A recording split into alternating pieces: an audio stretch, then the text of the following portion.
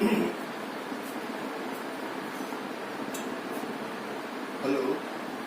Pathak school પરિવાર તરફથી આપનું સ્વાગત છે. આજના ટોપિકની અંદર આપણે ધોરણ 12માં જે પહેલો પાઠ છે સજીવોમાં પ્રજનન, એના વિશે આપણે માહિતી દેવાની છે. સજીવોમાં પ્રજનન એ ચેપ્ટર સમજતા પહેલા આપણને એ ખ્યાલ હોવો જોઈએ કે પ્રજનન કોને કહેવાય, પ્રજનનનું શું મહત્વ છે, પ્રજનન કેટલી રીતે થાય. સામાન્ય રીતે પ્રજનનની વાત કરીએ તો ઈશ્વરે દરેક સજીવની પ્રજનનનો એક ગુણ, એક સ્વભાવ આપેલો છે. પ્રજનન થકી જ આ સૃષ્ટિ ઉપર નવી નવી સંતતિ સર્જાય છે. એક રીતે જોવા જઈએ તો તમામ જાતિઓ પેઢી દર પેઢી પોતાનું જે સાતત્ય જાળવી રાખે છે એનું કારણ પ્રજનન છે. પ્રજનનની વ્યાખ્યા કરીએ તો પ્રજનનમાં એક અથવા એકથી બે સજીવો ભેગા મળી અને જે નવી સંતતિ સર્જવાની ક્રિયા કરે એ પ્રક્રિયાને પ્રજનન તરીકે ઓળખવામાં આવે છે. પ્રજનનનું મહત્વ મેં તમને પહેલા જ વાત કરી કે પ્રજનનના મહત્વની અંદર ખાસ કરીને જીવ સાતત્ય એક જળવાય છે. જે રીતે સજીવના ગુણની અંદર આપણે જન્મ અને મૃત્યુ જોયું, એ રીતે પ્રજનન જે છે એ આ બંને ગુણની અંદર વચ્ચેનો એક અગત્યનો ભાગ ભજવે છે. હજારો વર્ષો પહેલા પણ પૃથ્વી ઉપર સજીવો હતા જ અને અત્યારે પણ વિદ્યમાન છે અને ભવિષ્યમાં પણ કોઈને કોઈ સજીવો આ સૃષ્ટિ ઉપર વિદ્યમાન હશે. અને એની પાછળનું જો કોઈ કારણ હોય તો એ આ પ્રજનન છે. પ્રજનન કોઈ પ્રાણીને સમજાવવા જવું નથી પડતું, એનામાં એક સ્વભાવ જ પડેલો છે. જેની એક ઉંમર થાય તો એ ઉંમર પ્રમાણે એ પ્રજનન કરી અને પોતાની સંતતિ જે છે એ આગળ વધારે છે. પ્રજનનના મહત્વની અંદર આપણે જોયું કે જાતિઓની પેઢી દર પેઢી સાતત્યતા જળવાય છે. આ સૃષ્ટિ ઉપર જો પ્રજનનની ક્રિયા ન હોય તો નવી સંતતિ સર્જા નહીં. પ્રજનનની રીત, પ્રજનન કેટલી રીતે થાય તો સામાન્ય રીતે પ્રાઇમરી બેઝ ઉપર એવા શબ્દો તમે શીખી ગયા હશો કે પ્રજનન, અલિંગી પ્રજનન અને લિંગી પ્રજનન, આ બે પ્રજનનની પદ્ધતિ છે. એ ઉપરાંત અસંયોગી જનન અને બહુભ્રૂણતા એ પણ એક પ્રજનનની પદ્ધતિ અંતર્ગત જ આવે છે, પરંતુ એનો સમાવેશ લિંગીમાં કરવો કે અલિંગીમાં કરવો એનું કોઈ સ્પષ્ટીકરણ નથી. પ્રજનન જે છે એમાં આપણે બે પદ્ધતિ જોઈએ, અલિંગી અને લિંગી પ્રજનન. અલિંગી પ્રજનન કોને કહેશું? અલિંગી પ્રજનન એટલે જેની અંદર એક જ સજીવ ભાગ લે છે અને પોતાની સંતતિ સર્જે છે. હવે વિચારો કે એક જ સજીવ ભાગ લઈને પોતાની સંતતિ સર્જતો હોય તો સ્વાભાવિક છે કે એમાંથી સર્જાતી સંતતિ જે છે એ આબેહૂબ તેના પિતૃ જેવી હોય, મીન્સ કે ક્લોન હોય. 100% ઝેરોક્સ અલિંગી પ્રજનનથી એક જ પિતૃ થકી જે સંતતિ સર્જાય છે એ સંતતિ આબેહૂબ એના પિતૃ સાથે 100% મળતી આવે છે. જ્યારે લિંગી પ્રજનનની અંદર એક અથવા બે સજીવ, ઘણીવાર પ્રશ્ન થાય એક શું કામ? તો સપુષ્પી વનસ્પતિમાં જુઓ તો એક જ પિતૃ હોય, એક જ પુષ્પની અંદર પુંકેસર અને સ્ત્રી કેસર હોય, એની અંદર લિંગી પ્રજનન થવાના ચાન્સ રહે. એટલે એક પિતૃ એવો શબ્દ વાપરો.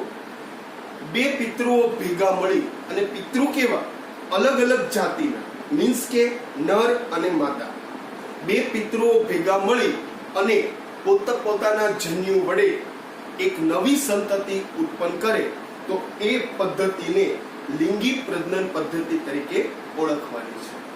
લિંગી પ્રજનન પદ્ધતિ જે છે એમાંથી જે સંતતિ સર્જાય છે એ સંતતિ બંને પિતૃઓ સાથે મળતી આવે છે.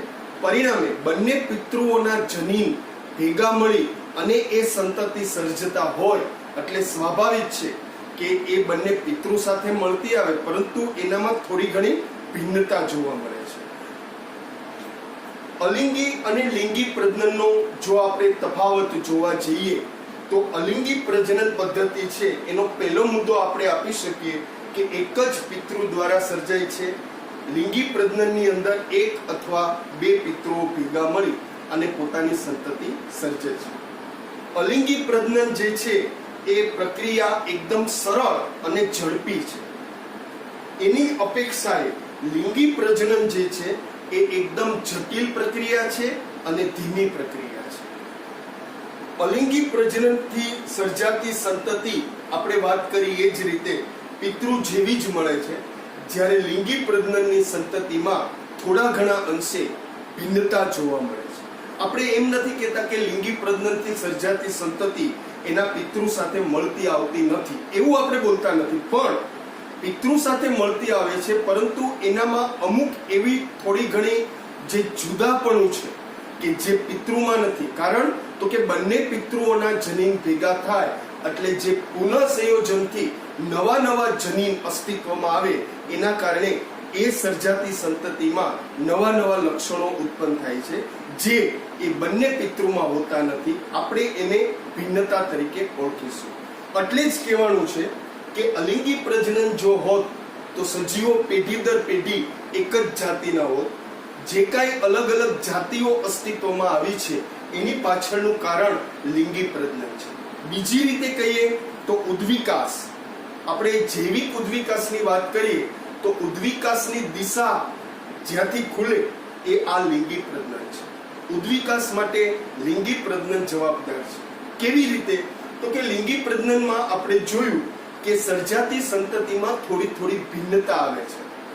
આ ભિન્નતા પેઢી દર પેઢી ધીમે વધતી જાય છે અને એક સમય એવો આવે કે સર્જાતી સંતતિ એના મૂળ પિતૃ કરતા સાવ અલગ પ્રકારની જ હોય. આ રીતે નવી જાતિનું નિર્માણ થાય છે. તો કહેવાનો અર્થ એ કે લિંગી પ્રજનન છે એ ઉદ્વિકાસ માટેનું જરૂરી દિશા સૂચક છે. અલિંગી પ્રજનન એ પિતૃ જેવી જ સંતતિ સર્જે છે. તો આ ચેપ્ટરની અંદર આપણે પ્રજનન એટલે શું એની વાત કરી, પ્રજનનનું મહત્વ શું છે એ આપણે સમજ્યા. એ ઉપરાંત પ્રજનનની જે પદ્ધતિ છે લિંગી અને અલિંગી એ બંનેના તફાવત પણ જોયા. ઉદ્વિકાસ માટે જરૂરી લિંગી પ્રજનન મહત્વનું છે એની પણ આપણે ચર્ચા કરી. હવે આપણે એ જોવાનું છે કે પ્રજનનમાં જે અલિંગી અને લિંગી છે એમાં અલિંગી પ્રજનન દરેક પ્રાણી અથવા વનસ્પતિમાં કેવી રીતે થાય છે, લિંગી પ્રજનન વનસ્પતિ અને પ્રાણીમાં કેવી રીતે થાય છે, આપણે એની વાત કરવાની છે.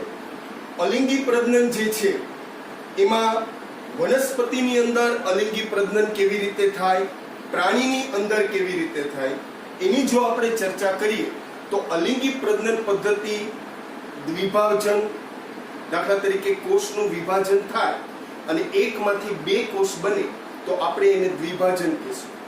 તો કોષ વિભાજન છે એ પણ એક પ્રકારનું અલિંગી પ્રજનન જ છે.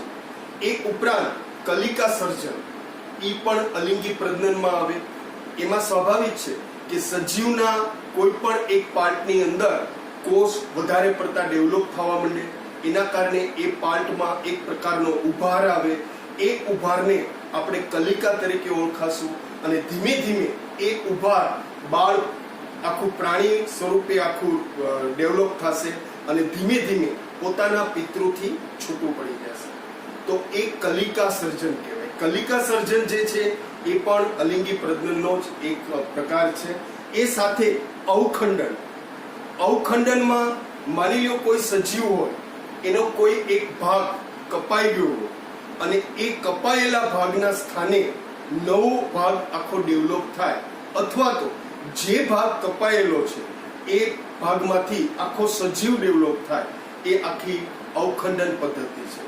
તો એ પણ અલિંગી પ્રજનનની આખી પદ્ધતિ છે. એ ઉપરાંત બીજાણુ સર્જન, એટલે કે સ્વાભાવિક છે કે કોષની અંદર જ કોષ કેન્દ્રોનું વિભાજન થાય અને ધીમે એ આખું કોષ જે છે એ તૂટે અને એમાંથી નાના જે બધા કોષો બહાર આવે એ સજીવ તરીકે આખા ડેવલપ થાય. એ આખું બીજાણુ સર્જન તરીકે આપણે ગણી શકીએ. તો દ્વિભાજન, બીજાણુ સર્જન, કલિકા સર્જન, અવખંડન, આ બધી જ પદ્ધતિઓ અલિંગી પ્રજનનની છે.